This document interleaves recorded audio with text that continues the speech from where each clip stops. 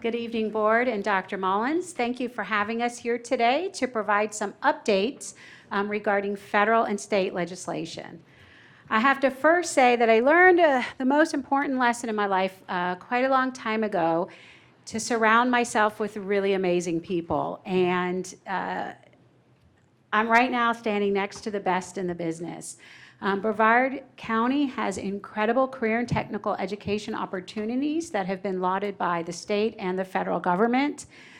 We have incredible partnerships with businesses. We have remarkable collaborations.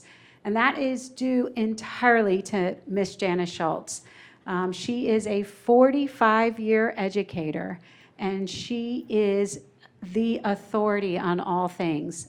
She receives so many calls from the states and even recently from the federal government to learn about what she does. And so I did not want to miss this opportunity to highlight how lucky we are.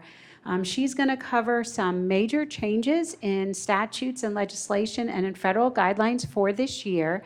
But I want you to take comfort in knowing, as you see those emails flying through and those bulletins and those executive orders and those additional changes, that not only is Ms. Schultz on top of it, she's actually in those state committees advising the DOE.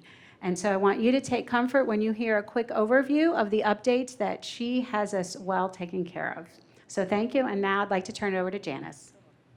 Thank you so much. Wow, I wasn't expecting that. Tonight, I am blessed and honored to be able to be here and share with you my world in this year to come.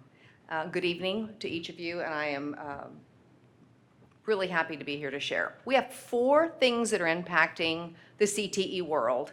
I did send you this, and each one of these have links, and I don't know if you've looked at the links or not and looked at the details, but I'm not going to go into much of the details, but just going to give you kind of a little bit about each one. The 4 things that are impacting the CTE world is the Governor's Executive Order 1931, House Bill 7071, our federal Perkins legislation that was reauthorized into Perkins 5, and our Florida CAPE legislation. The first thing I want to talk about is our Executive Order 1931. And this is an order from the governor that he wants to annually audit all the CTE programs in the state.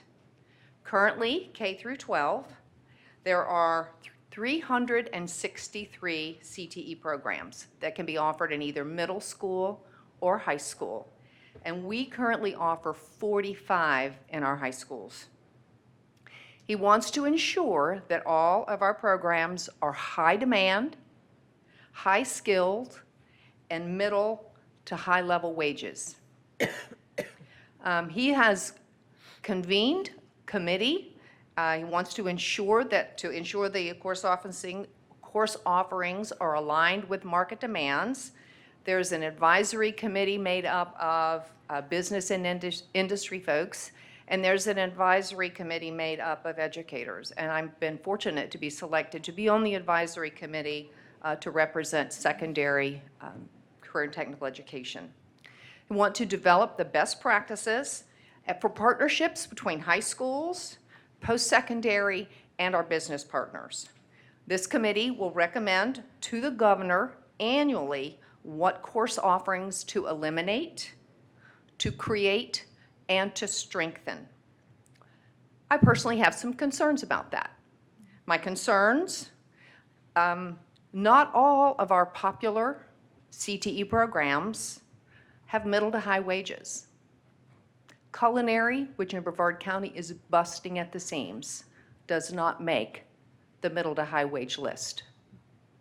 Early childhood education, where we host 5 of our school district VPK programs, does not make the list. As a matter of fact, I've had area districts calling me wanting to know, how do we keep those programs? The additional concern I have is the lack of interest for some of our students in our high wage program, and even more significantly, the inability to find teachers because they're not willing to teach for teacher wages. Federal Perkins was reauthorized And we are in a transition year. So things are supposed to happen this year that are going to move us forward. The first requirement is that every district create a comprehensive local needs assessment. The membership of the committee is dictated to us. We have to include teachers, guidance counselors, principals, school leaders, post-secondary representation, career source Brevard, parents, students, representations from special populations, representatives from homeless youth, just to name a few. We're to meet not less than every 2 years, and we're to evaluate the performance of every subgroup. And I'm going to talk to you about that performance. We are to determine if our programs are of size, scope, and quality. Are they aligned to the state, regional, or local in-demand occupations? They're going to evaluate our programs of study. I sent you a link to our programs of study, which are massive charts that show what a student would take from 9th grade through post-secondary. We are to evaluate and implement equal access to high-quality CTE programs for all students. They want us to ensure that our programs are responsive to our employers, aligned with our employment priorities, and identify and encourage work-based learning. The special population groups are aligned with ESSA, so we'll be looking at each one of those. In addition, we will have non-traditional. So for us, we get measured on how many of our non-traditional students are in our programs. For example, how many females are in automotive, how many males are in early childhood. The huge change in Perkins is the definition of a concentrator. A concentrator, if those of you that remember my presentation from a year ago, was defined as a student that completes 3 credits in a career and technical education program. That has been changed to 2 credits in a career and technical education program. So when we start looking at performance measures, a student that's been in the same program 2 years, we will be evaluated and given performance indicators by the state. They will give us a performance indicator for the number of high school graduates, for the number of our concentrators who have earned an industry credential, the number of concentrators who have met their academic requirements in both reading and math, the percentage of those who participated in a work-based learning, and they have not defined work-based learning for us yet. And we are required every year to make meaningful progress. And meaningful progress means we must meet 90% of our targets, and if we don't do that in 3 years, we will have sanctions for the first time. In addition to the Perkins additional things in the Perkins reauthorization were size, quality, and scope. Size means we must offer at least 3 credits in every program, even though they're going to measure students that take 2 credits. Scope must mean that we must provide the opportunity for work-based learning, and we must engage business in our programs. Quality is going to be judged by workforce alignment and business involvement, engaging instruction, prepared, effective staff, articulation with post-secondary, and credential attainment, access and equity, and work-based learning, and our student participation in CTSOs, which are current technical student organizations like FCCLA and HOSA. Quality programs incorporate challenging academic standards. That's what they want to see in our programs of study. They want to see programs of study with AP courses in there, dual enrollment courses in there. They want us to address both academic, technical skills, as well as employability skills. Again, aligned with the needs of industry. And everything that we do must be driven by that comprehensive local needs assessment. And we can only use Perkins to fund those programs that meet all of the legislation requirements. And for the first time ever, middle school is going to be allowed to be funded with Perkins. However, those middle school programs must align and talk about what's available at the high school. CAPE funding. The CAPE Act had a couple of changes this year, and I just want to make sure you understand how significant the CAPE funding list is. There are many lists of industry certifications. The CAPE funding list is the one that's used for school grade. We had 7,000 students and 500 middle school students taking certifications on the funded list last school year. We have 60 different certifications right now on the funded list. The certifications on that list can substitute for math or science credit. We don't do that unless it's a situation where somebody's not going to graduate. In 2018, we had 39 students that were able to graduate because they could substitute. And last year, we had 32 students that were able to graduate. From the CAPE funding list, we get CAPE bonus funding. We will get over $2 million this year for our high school, and we'll have between 175, 200,000 of that in the hands of teachers, because each teacher gets a bonus for the students that pass their certifications on the funding list. 31 of the certifications that we offer on the funding list equate to college credit. So they can use them and go move on to the post-secondary institution and get college credit for them. There's also a Bright Futures CAPE scholarship for students who earn 5 or more credits through industry certification. And that scholarship is one of the 4 Bright Futures. The only requirements are 30 hours of community service and 5 or more credits from the industry certification. There's no GPA requirement, and there's no testing score requirement. So now many of our students that are strong CTE students have that ability to continue their education at the State College. This year, we right now recognize that we have 43 students that qualify for just that. That does include those that qualify for other certifications. Every year, the district is given a window to request certifications to be on the CAPE funding list.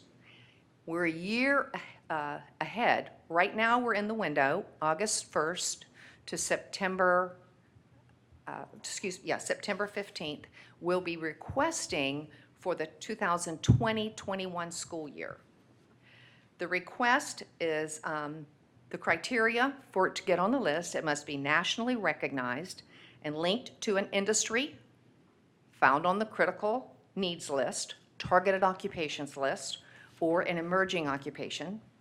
It must be assessed by an independent third-party certifying entity. It must use specific curriculum. It must require 150 hours of instruction. It must have a website that gives all the information about the certification. And in that application process, we must have 3 letters of support.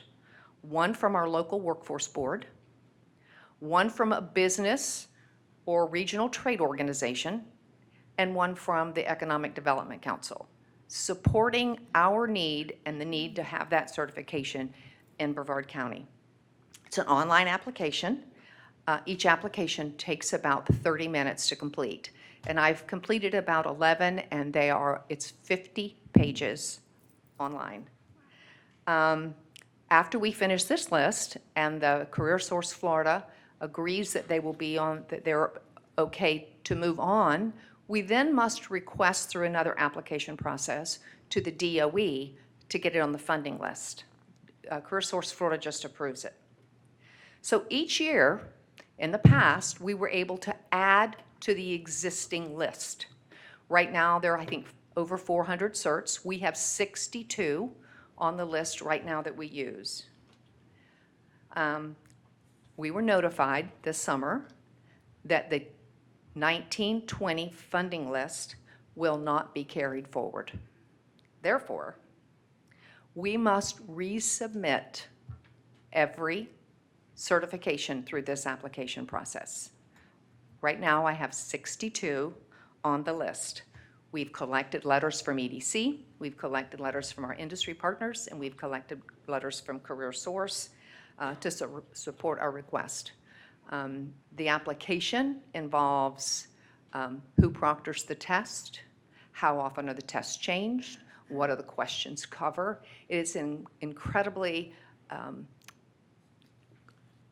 comprehensive questions to answer in that application process. So that's our CAPE list. Now we have House Bill 7071. And House Bill 7071 created a new CTE pathway that requires 18 credits to graduate, 4 in English, 4 in math, 3 in science, 3 in social studies, 2 in CTE that results in an industry certification, and 2 credits in work-based learning. And again, those work-based learning credits have not been given to us, so we don't really know what they are. And we must incorporate that into the student progression plan.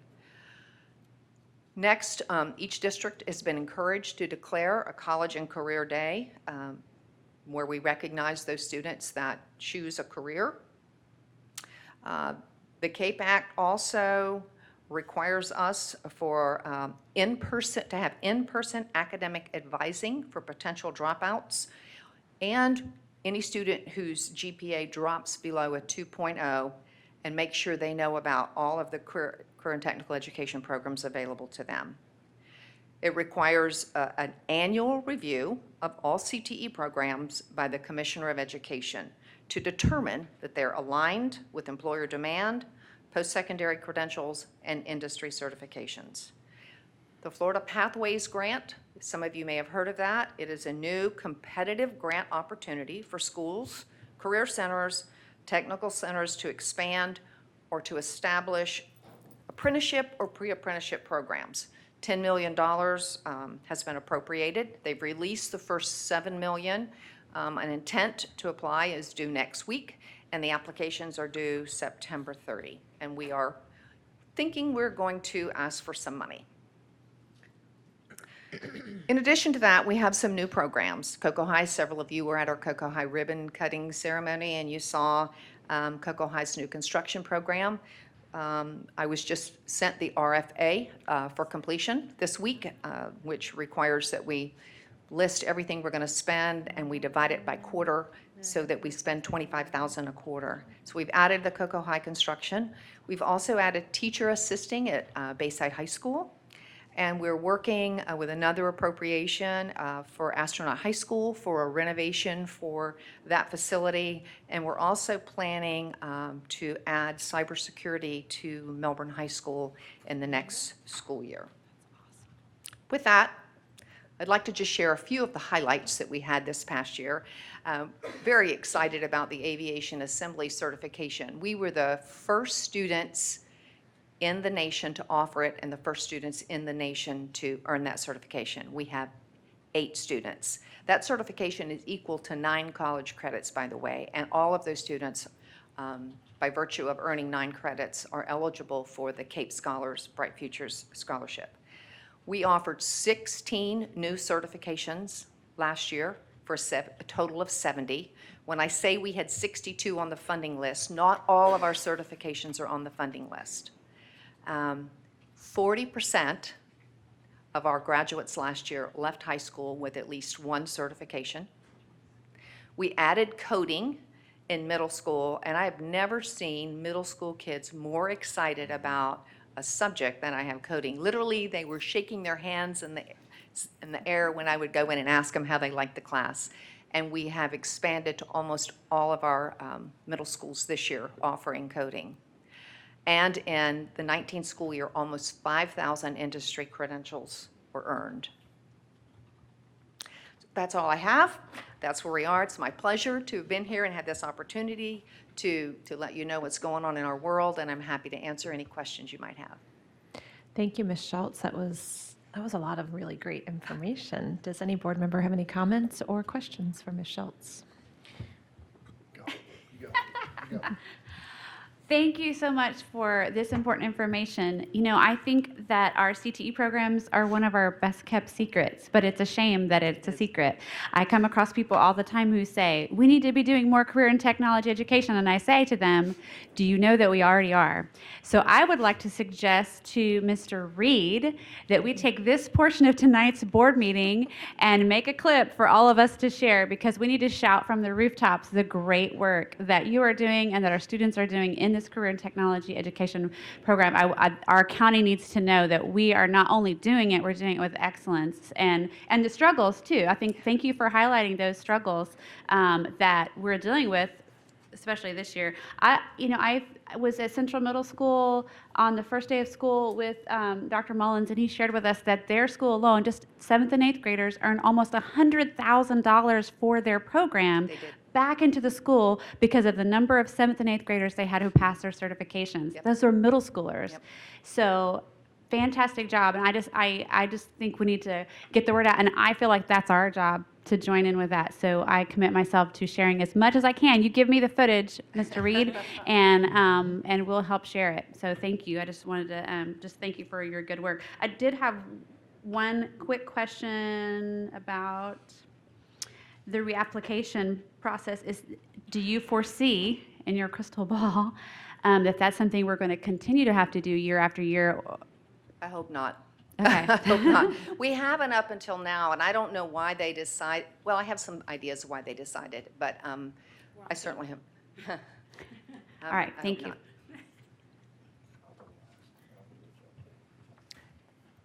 Ms. Belford, did you have something you wanted to say? Huge thank you to you for the amazing work that you do. We appreciate you immensely. I'm pretty sure that I know the answer to this, but the additional requirements that are coming down the pike with regard to the local needs assessment and some of the more labor-intensive requirements within all four of those different areas, is there additional funding being provided to the district to complete that? We're required to use our Perkins dollars, and we get about $800,000 in Perkins dollars. And we use it to fund 2 positions, as well as we buy some certifications. We do teacher professional development, because all of our teachers have to have the latest certifications. So we have big professional development in the summer where we train our teachers and have them test. We also buy a lot of equipment. So do we have an idea as to what the cost is going to be on that comprehensive local needs assessment? I guesstimated about 15,000. Okay. If it's different, I'll have to do an amendment. Okay. And the, you mentioned the changes in the, find my notes here.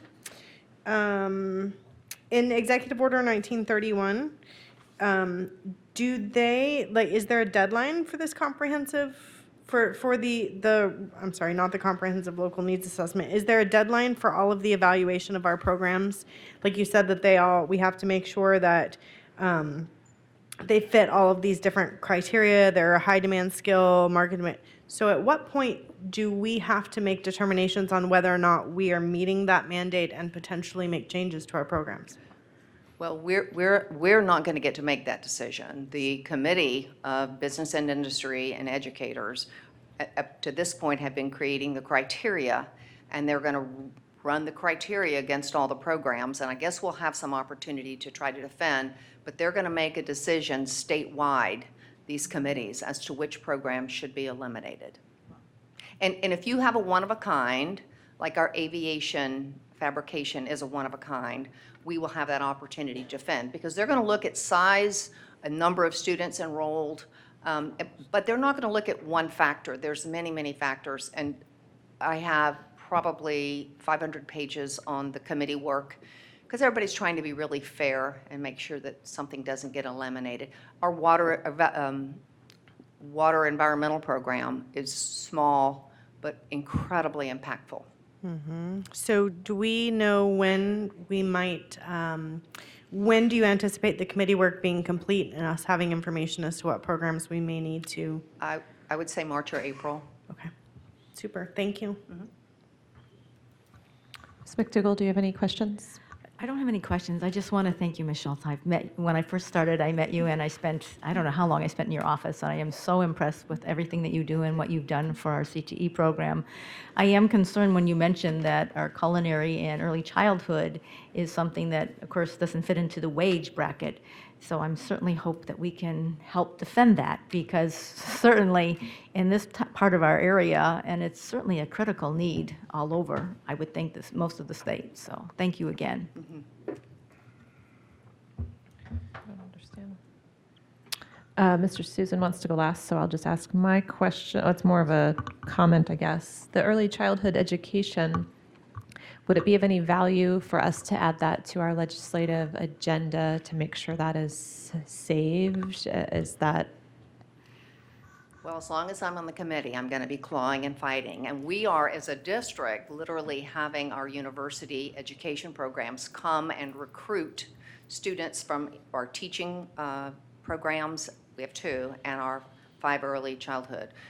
In the past, we've created a lot of teachers out of those programs. And we went to a meeting in Tallahassee in June, and we went to the podium and we said those things. And so they're being very general and saying, you know, we're not going to throw the baby out with the bathwater. So I think if we can have some documentation from our community, which I've gotten our career source to put it on the targeted occupations list with a ladder, and that little ladder says it's low wage, but it leads to high wage jobs. So my surrounding districts are calling me and asking me, how am I writing letters to keep that program in the CAPE submissions, because we have to align all of those with the targeted industries on either the state or the regional targeted occupations list. And it is on ours because I work closely with CareerSource. Thank you. Mr. Susan? Are you saying that you're on the committee that's going to be selecting which ones don't get moved, right? Is that what you're saying? Or you're I'm submitting? a part of the committee that's creating the criteria right now. And then who is making the ultimate decision after the criteria is made? I guess this committee will. Okay. All right. Anyways, I wanted to say thank you so much, because Janice, the first thing that when I came on as a school board member, the big thing was, hey, we got to create all these career and technical trades programs and everything else. And when we sat down, you pretty much had it all done. And you've been doing such a phenomenal job, not only just creating the new programs. I mean, your water treatment program is the only one in the state, right? There may be a few others. But It was the- for a while. I don't know if it is Right, you anymore. wrote that curriculum, along with the aviation, you wrote that curriculum. I mean, that is phenomenal to create those businesses inside of our community are benefiting direct pipeline for those things. I wanted to say thank you for that. I did have a couple of quick questions. With this new increase of internship / career, because it's on the job training is what it's coming to, right? It's called work-based I learning. know, but it's on the job training is what it is. Not necessarily. Oh, come on. Okay. Work-based learning can be a capstone project that Okay. a student creates something. It can be our early childhood where our students are literally running a VPK program. Our culinary programs, our students do authentic work experience. It doesn't have to be paid employment. No, I'm not saying that at all, but what I'm saying is that puts an extra burden on your department. And 2 years ago, you had mentioned that if we were, as a district, going to move forward with creating this huge pipeline of talent and all these internships and all this stuff, that you would need an extra help. Is that sort of in the mix, Dr. Sullivan? Thank you for asking. She mentioned the Pathways Grant opportunity. I had a meeting this morning with Stephanie Archer, Jeff Arnott, and our grant writing team. And in that grant application, we have the opportunity to apply for an apprentice coordinator, where that person would be targeted at building partnerships and opportunities for our students in pre-apprenticeships primarily. But it is all part of the competitive grant process. We got a very short timeline on a very comprehensive grant packet, simultaneous to the other deadlines that Ms. Schultz is working on. But we are going to complete that application process in collaboration with Equity, Innovation, and Choice. And we all agreed this morning that that was a primary request on the grant application. in addition to a focus on pre-apprenticeships in our construction programs to include HVAC, because there's some early opportunities there, and with some of the manufacturing opportunities that we'll be offering through adult ed. So at this preliminary point in the discussion, those are the 3 areas that we'll be targeting the grant, because those are areas where we feel we can have immediate impact and success. If I could say, that's amazing that we're going to apply for the grant, but if we don't get it, it is the quintessential piece in our career and technical that we're missing. So we may want to look at somehow a way of finding maybe an outside source or somebody to help, because that is the piece, the overload that you've seen and everything else. So I want to say thank you. And then the other piece I was going to ask is, I don't know if many people here know, but Ms. Schultz funds all of her programs off of her Perkins. She does not, like other districts get, I'm sorry, maybe I'm a little off there, but you do not receive our capital funding to produce four-year programs. You're talking huge lifts, you're talking aviation, everything else. So can you tell me about how that funding works? Because you don't ask us for capital funding, you create it yourself. Well, the funding that I'm using to do capital improvement now is from CAPE bonus money. Last year, we got $2 million. 80% of that is required to go to the program that earned it. So when you say Central got 100,000, 80,000 of that will go to Central. The other 20% we keep in our office, and we've been able to use those funds, 400,000 last year, because there's no strings attached. And we did a huge renovation at Melbourne High Culinary. We did a renovation at Johnson Tech, and I was able to buy the paint booth for Cocoa High School. It was $185,000 because there was not enough money in the project. So we're able to use those funds to make things happen around, because the 20% doesn't have any kind of strings tied to it. So basically, her CAPE funding, the pass rates and everything from her teachers are what creates the funding so that she can then make the program. So basically, no impact to our district. I want to add a bit of caution to that. I know. Well, You because always do. well, I know. There are some projects that the scope is beyond what we can support. So for example, the aviation hangar and the work that we are needing to do at Astronaut, from the magical world of Suhan, there is some in-district commitment to some of those capital projects that are outside of career and technical ed funded sources from the state and the federal government. So I can't speak to the exact origin of those sources, but it really is a collaboration with facilities, with the capital improvement process, and Janice's funds that lead to some of the big scale changes, for example, the aviation and what we'll be needing to do at Astronaut. The aviation program, the district put in $900,000 for that. Yeah. And about $250 for the renovation at Bayside for machining.